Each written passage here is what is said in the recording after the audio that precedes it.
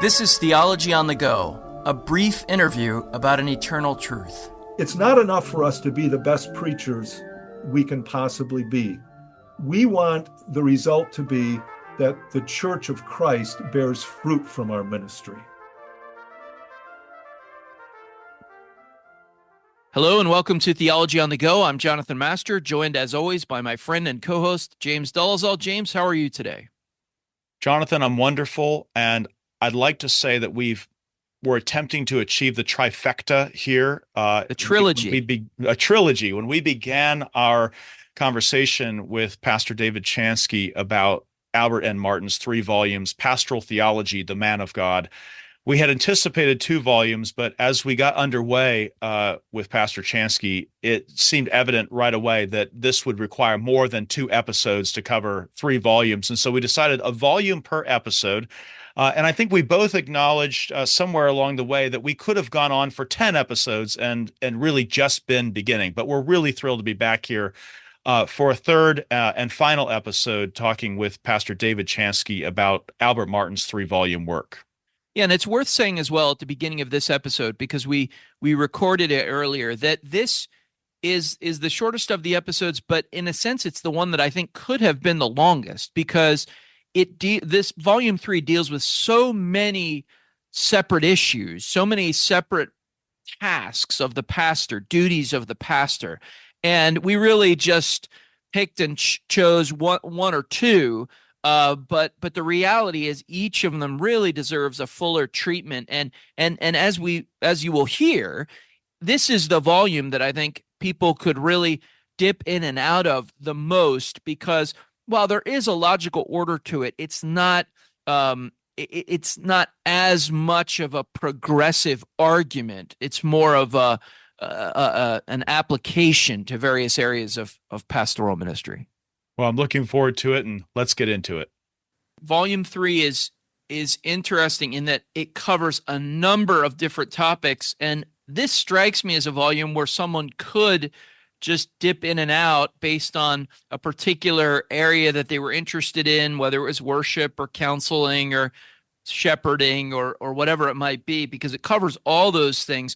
So I'm wondering for you sat under these lectures, you are very familiar with this volume. I'm wondering for you, are there specific sections that stand out that were especially influential or helpful for you, or really changed your understanding of a certain topic? Well, what I would say about that, Jonathan, is that, for one thing, what you said about a volume that you can dip into at various places, I would definitely say that about a number of parts of this volume. For instance, he has lectures in there about how to conduct a God-honoring wedding or a funeral. And that's a section at which I would say, I've done that. I used to do it with my old handwritten notes, especially I can think of back to the times I first performed a wedding or conducted a funeral. I remember going back to that and finding a great deal of help. And that's the kind of place I would say this is where it's a good reference tool. But then also, there are things in there. I think of the sections on worship and church government that those were very, very helpful sections. And I had this experience. I'll give you another experience of that went with the process of producing these volumes. As I mentioned, I was the final reader and editor for the volumes 2 and 3, and volume 2 was on preaching. And you can imagine sitting and trying to go through that with a fine-tooth comb, because we didn't have we're a new publishing business, if you will, but we didn't have our act completely together right off the bat. So there were a lot of even grammatical things that I had to be on the lookout for and so on. But I was able to, with as much concentration I could give to it, go through this volume in the space of a week or a week and a half. And I read that thing and I thought, this is so excellent. I mean, it was bringing back all those years of sitting in the lectures, all my years of preaching and so on. And I thought, this is so good and needed.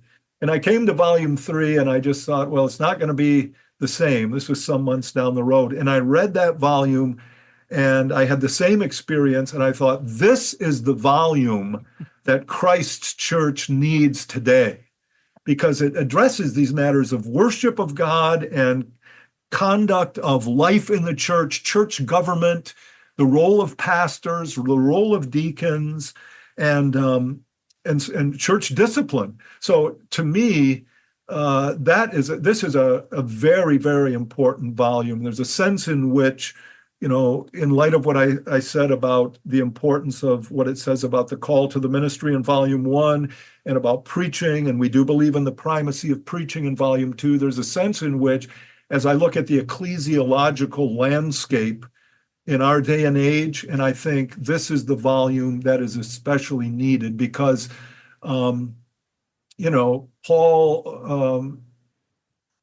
said, he spoke about the important role of the church. 1 Timothy 3, I'm thinking of it. It's the pillar and the ground of the truth.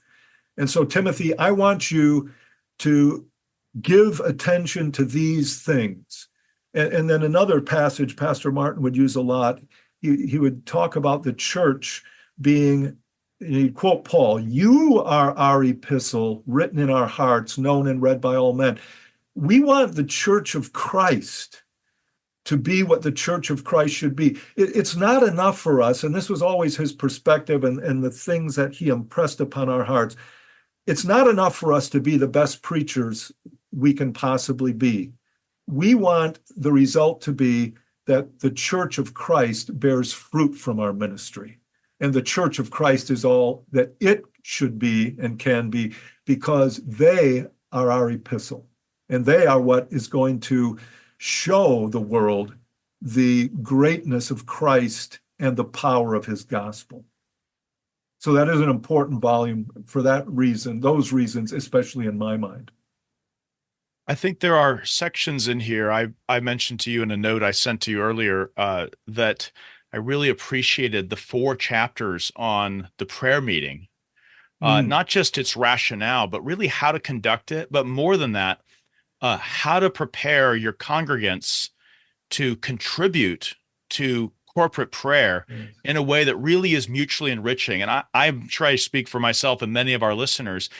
I'm sure we have all been to prayer meetings that were just utter failures because there was no direction or rhyme, reason, structure, rationale, progression given. It was just a free-for-all, just go and pray.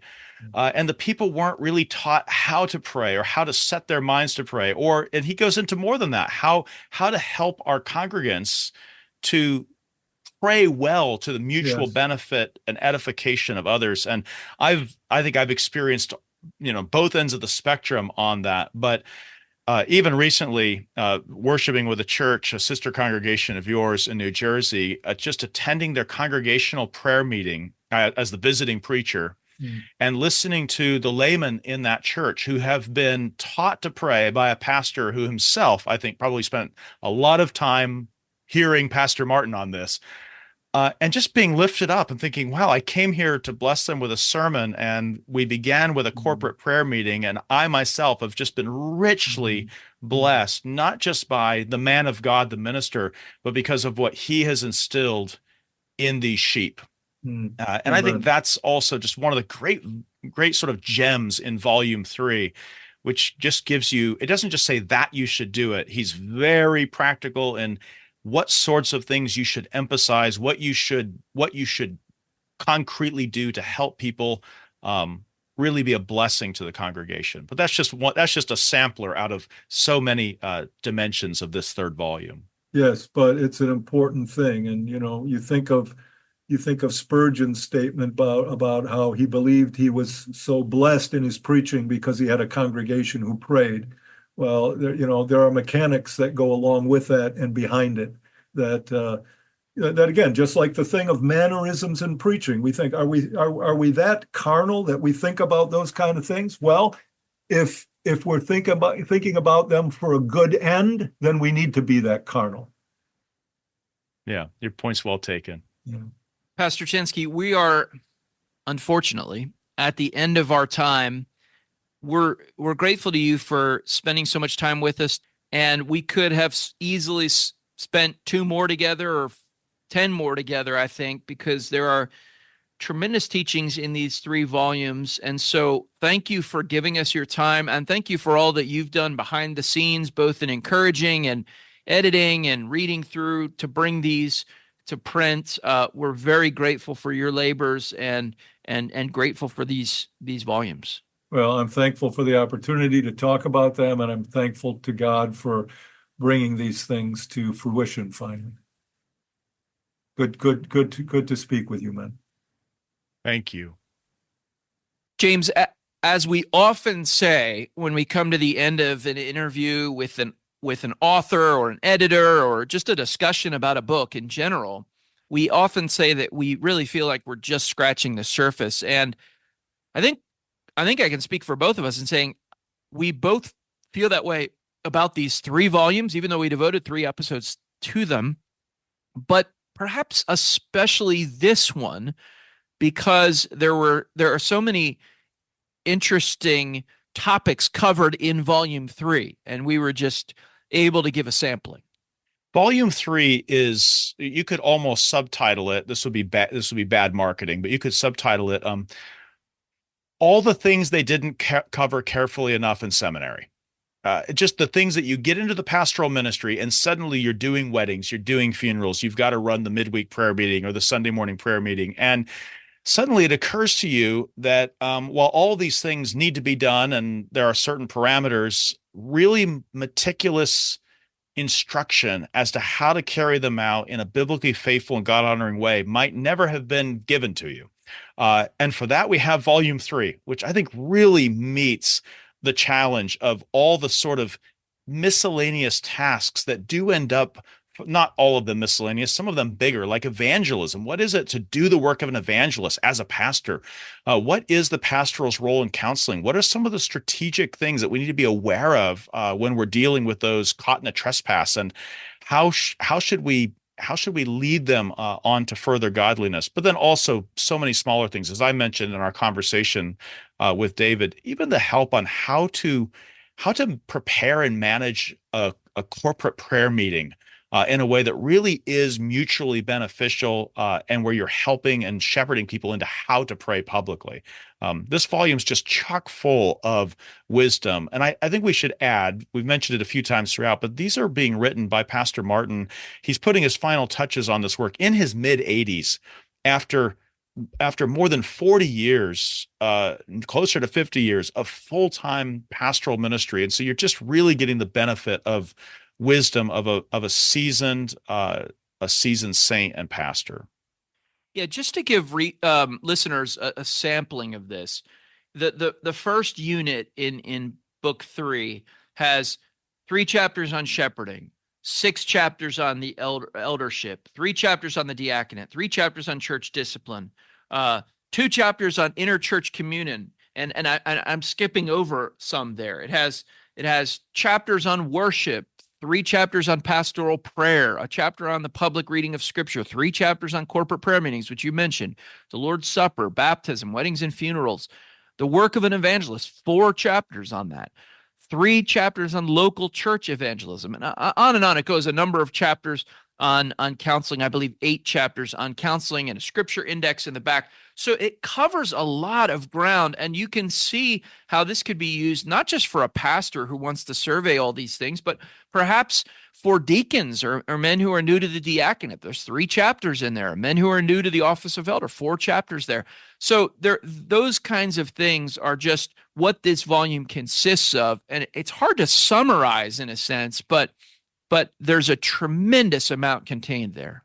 And I mean, I think a final point we should make about this is, while Pastor Martin, well known, a particular Baptist, a subscriber of the Second London Confession, that these volumes, all 3 of them, breathe a real spirit of Catholicity, even as you look at the sources that he's drawing on, whether they're Anglican, Presbyterian, Baptist, that he really he's looking for gold, he's looking for truth, and he's not so much a respecter of persons as a lover of truth. And so the all three volumes just breathe a real air of Catholicity and wisdom and a real lively conversation, a fruitful conversation with those long dead, but who through their books still speak. Well, if you are interested in reading these, our friends at Trinity Book Service have donated copies of this 3-volume pastoral theology set that we've been discussing. If you're interested in that, you can go to theologyonthego.org and enter your information for a chance to win. Also on that site is a code for anyone to go and purchase the set for themselves and receive a discount when they buy. If you know someone who might be helped by this series of episodes or this individual one or other episodes of Theology on the Go, please pass it along. If you can rate and review the podcast, that really helps us spread the word. And if you are able to donate financially, the Alliance of Confessing Evangelicals relies on the donations of listeners like you, and you could do that at alliancenet.org or placefortruth.org. As always, thank you for listening to Theology on the Go, a brief interview about an eternal truth.